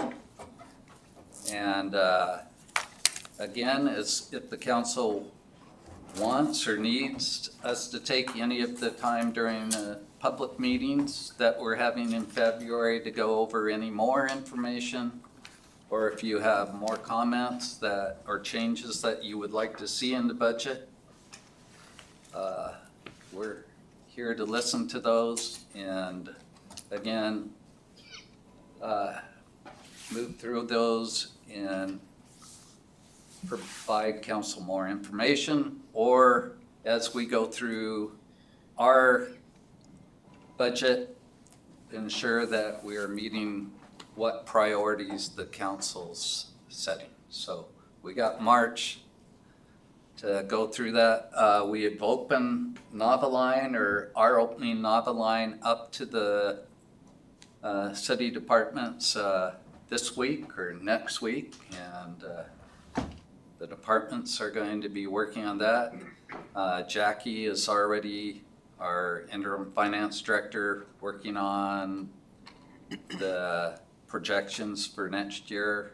You know, we have the police done. Of course, there are unknown factors with 302, 341 on those negotiations that will have to be built into this budget as we complete those negotiations. That's all I have, Mayor. And Okay. Is there a motion to exit committee of the whole? Madam Mayor, could we stay in here to get questions from the dais? Oh, I thought you didn't through asking. Well, you know me better than that. I know, I should have. A couple things to follow up on. I know Councilmember Crafton mentioned this, and you, through kind of the back door, mentioned this, but at one point, we had asked you specifically to provide the updated budget book for us. And I think the clerk's office even went and bought binders to do that, and we're still waiting, here at the end of January. Is that gonna happen? The budget book is completed, and it is going to be sent to Jamie. We are going to go out to printer to actually give you the bound ones. Because that's an We have- important part for us, that's an important part of the budget bet. process. For you, I mean, you've got all that knowledge up there in No, your head. and we That's do have the that's why your hair budget is book. gray, because you're so smart, you've turned everything. Yes. But yeah, so yeah, that's important for us to be able to do that. Also, when we're changing the budget presentation, in previous years, we've had feedback, let's call it feedback from finance in the past, that, well, we do things the way GFOA likes it, so we get a plaque to put on the wall. I'm sorry, Ted, that doesn't float with me. If you want a plaque, we'll buy you a plaque. What we want good information in a usable format, and I think that's what you're trying to provide here, and I appreciate that, so. And Councilmember Graham, being one of those guys that you had to go through to get the plaque, I think the communication was wrong on how it was communicated to the council. The council can always have whatever information they need, and we have to provide it. What the GFOA Distinguished Budget Award, I agree, the award isn't important in and of itself. What is important is that, the guidelines that GFOA gives for how you present a budget, how you develop a budget, are important because they're best practices. But it doesn't mean that you can't provide more information. I think it's just like with the, and we want, again, the GFOA Distinguished Finance thing. Again, it's not so you have that plaque, but finance directors do brag about having those plaques, yes. And rightfully so, but I would think a finance director for the city of Wasilla could say, well, I didn't get the Distinguished Budget Development plaque, but I've got the second strongest city financially in the state. I think I would brag more on that than I would Who's the first? Valdez.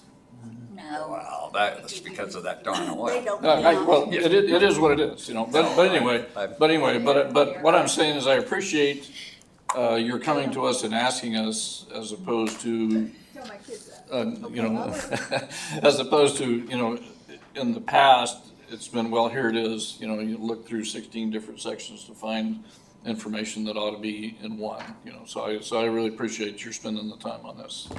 And then the last thing I wanted to comment on and get your comments on was the CIP supplemental budget philosophy, and Eric may want to comment on this too. When we transition over to that, or if we transition over to that, so for instance, now you're identifying projects that need to be started to work on, but won't actually get paid for but you can't work on them until there's money for next year.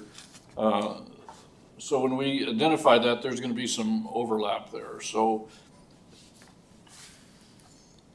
is there gonna be some sort of a mechanism where we just kind of suck it up to begin with? I mean, we say, we're gonna spend, $1.7 million this year, which is actually would be next year. So how do we account, what would have been built, that $1.7 million, which would have been built into next year's budget, but we're building it into a supplemental budget for this year? How does that get accounted for, and is that that's just my concern, is that we not just have this, hump of money the one time, and then, oh, by the way, if we need something else, we'll just get it in the supplemental budget for next year. The supplemental budget is there to cover unexpected expenses, or in this case, untimely expenses. So I'm just kind of curious how we would report that. I would say, first and foremost, Councilmember Graham, you can say no. So, I mean.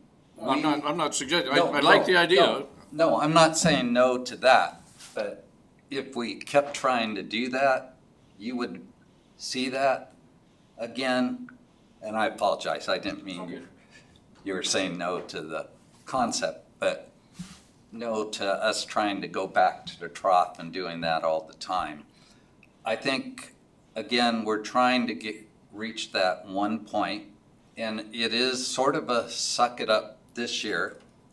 But again, as you talk to Eric, as we're looking at how much can be done, it is doing it one time to get on that time period, because we would then need, say if you wanted, say it was $1 million each year. If we wanted to get on the right cycle now, so we have the 3 months, we would be asking for appropriation out of the CIP committed funds. But then in the FY27 budget, you would have $1 million, or how much? And that would be for, in essence, really starting in May of that year. So you are upfronting the money this year to get on a cycle that most benefits the city and their construction cycle. But yes, we would be asking for monies upfront to move that. Based on projected revenues Right. for the next fiscal year. Right. Eric? Yeah, through the mayor, just to kind of add to what Ted said, there would be only a few projects that would fit that need. They would be based on the timing.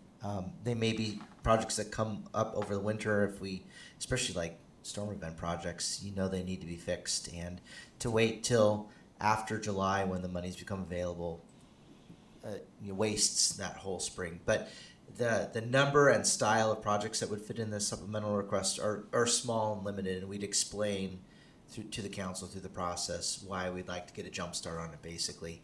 And then to your question about funding, they would definitely go hand in hand with whatever the next budget process had. So those would show up as already being spent, which would naturally reduce the next budget ask.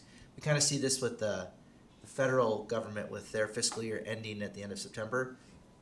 Construction's barely finished, and they're like, please get us all your bills. And you're like, scrambling, because if we had moved it to the first of the year, then everything's done, everything's quiet, you have the billing. And so we do lose a lot of momentum getting projects out on the street, because the amount of manual work that the finance department still has to do at the turn of the fiscal year in July 1, it's at least 3 weeks, and so we've lost all of July. And it is helpful to have that opportunity to bring a few thought out projects to the council a little earlier and really strategically use that summer. So that's what we'll be putting together.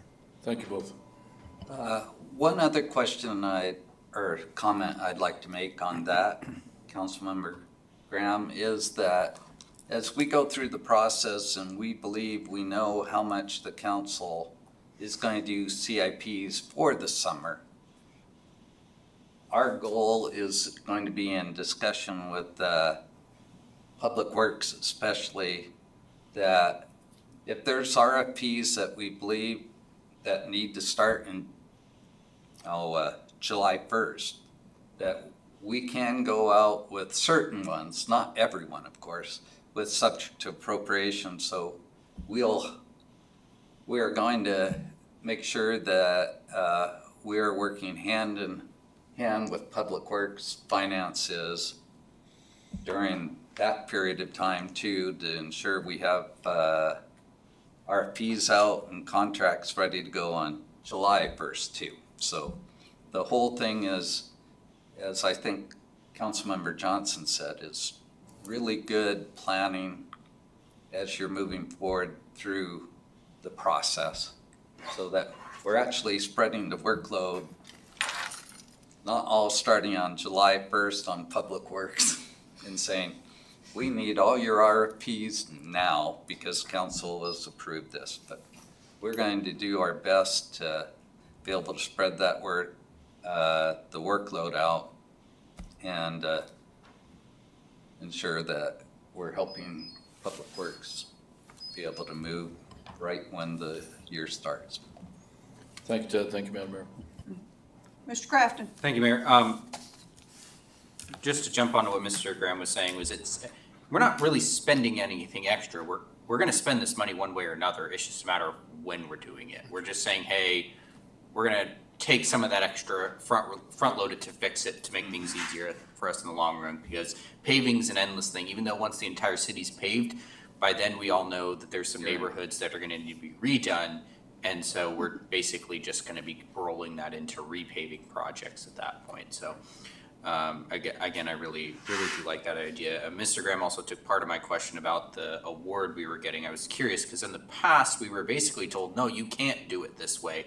We have to do it that way. So from what I'm understanding, what you explained was that you're still gonna do it the way that, this new way with, to me, what seems like even more detail than we've ever had in the past, which I really do like.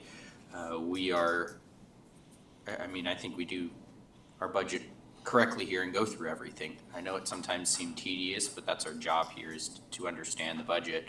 And that's why we're number 2 in the state. I mean, we're on our way to number 1, if we're not already. We don't have a PFD like Valdez does. But it's interesting. So are you guys just gonna do something separately to make sure you're still getting your award because you guys want it so badly? I mean, is it 2 different things? I mean, does it matter at this point? Through the chair to the council, WMC 502070C, the city will annually strive for the Government Finance Officers Association Certificate of Achievement for Excellent in Financial Reporting and the Government Officers Association Distinguished Budget Presentation Award. So it's apparently so important, we codified that was our goal. So you're one way or another. Well, it says strive for. It doesn't mean It that does say we'll what. obtain. I mean, it says we're gonna do our darn best to make sure we get it, but at the end of the day, we might not, is the way I read it. Another question, going back to the supplemental budget, though. I chatted with some other members of the city that struggle, well, not necessarily struggle to pay for, but because of the timeliness of our budget, they have difficulty in getting things paid for, especially when things happen in July. I mean, a great example is our fireworks, or not our fireworks, our parade, in July. But because that's not in the CIP, we can't necessarily forward fund that. Is there a way that we can look at doing that for certain other projects that fall in that month of July that are large events? Essentially, is there, and I mean, I understand if you don't have an answer right now, but I mean, the mayor's picnic's not a cheap expenditure, and I know, again, the fiscal year's July 1st, and so they can't spend those monies until after the 1st, from what I understand. The challenge, Councilmember Crafton, with that is the difference between general fund expenditure versus a capital expenditure. Right. Capital, again, can flow through over years, where general fund expenditure in the budget is a certain period. So and the expenses are going to be actually recognized based on when the event happens. But can you forward fund as a prepaid expense If you don't have any, I'm just curious if it's something we could consider, because again, it's really only 1 month that we're worried about, and there's only a few things. I think Bethany mentioned at the museum, they have a few things that they do in July, and it would be easier to pay for them sooner because they get bigger discounts and they have things that happen then. And then the other one's the 4th of July events that we do. But again, I'd be curious if there's a way we can work something out. If we can't, then I understand. That is a real challenge because you're crossing fiscal years. Right. Mr. Crafton, Scott builds into his budget for the mayor's picnic and for some of the parade. And then we go out and try to get sponsors to help pay for that parade. But that money goes into the general fund. It goes into the pot. Right. We can't put it in the parade pot. Right. I mean, it's still, at the end of the day, it balances the books, you know? Oh, yeah. You But anyway, there's money there. right. The only hiccup we have is about the insurance, because you can't do anything until July 1. Right. That's with the state. What you can do, and I can look at it, and it's with the vendors too, of course, that you can issue FY27 POs before the end of the year. It's where you're writing checks, actual checks for cost, and we can work with those departments to verify what can be done. And again, finance directors are very hardcore on those cuts, but again, that would be for the interim finance director or whoever the new finance director will be. But there are ways that we can assist departments with those type of items. Thank you. Ms. Rubio, Madam Mayor, thank you. Mine are more comments about the finance plaque. Bring home the trophies and the rings. You post it, you highlight it, you do whatever you gotta do. That is teamwork, you guys. On a side note, best TED Talk I've ever had. Killed it. That's awesome. Nice job. okay. Madam Mayor, I move that we exit committee of the whole. Okay, is there a second? Rubio seconds. Thank you very much, council. It's been moved by Councilmember Crafton and seconded by Councilmember Rubio to exit committee of the whole. The time is 8:07 p.m. We are on to audience comments. There is no one in the audience. I will close audience comments, bring it back to the dais. Madam Clerk. Thank you. Great presentation, Finance Director, and great job, Council.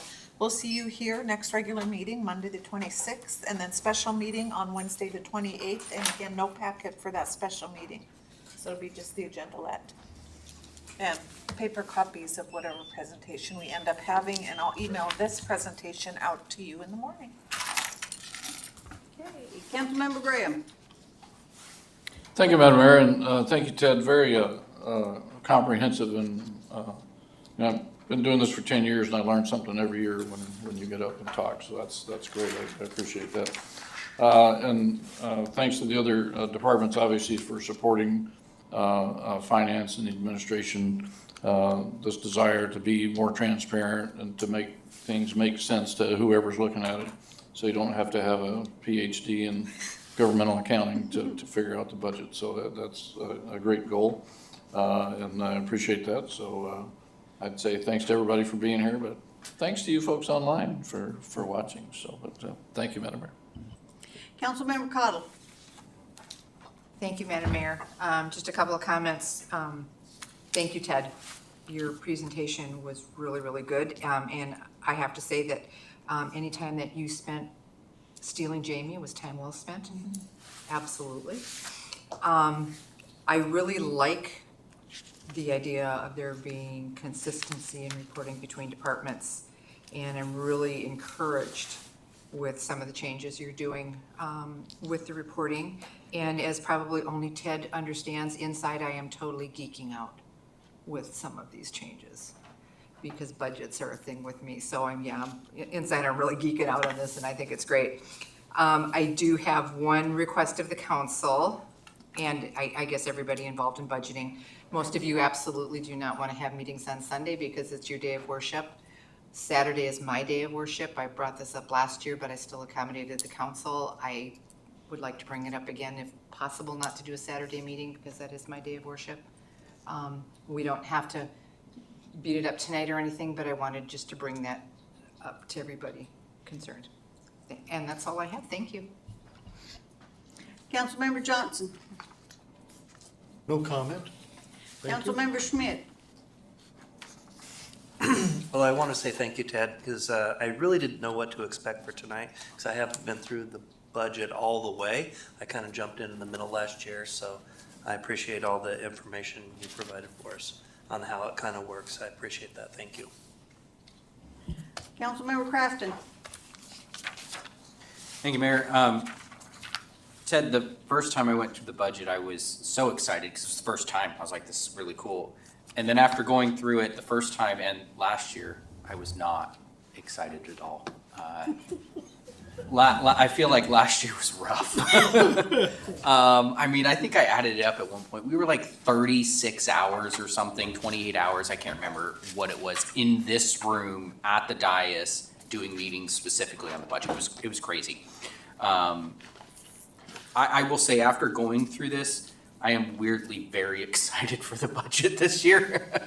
And I'm looking at like the CIP detail, wherever that was on that. I mean, going back to one page CIP makes me excited. I feel like 90% of what the council does is I need more information. There's not enough here, and we're sitting here asking questions, trying to get more information out.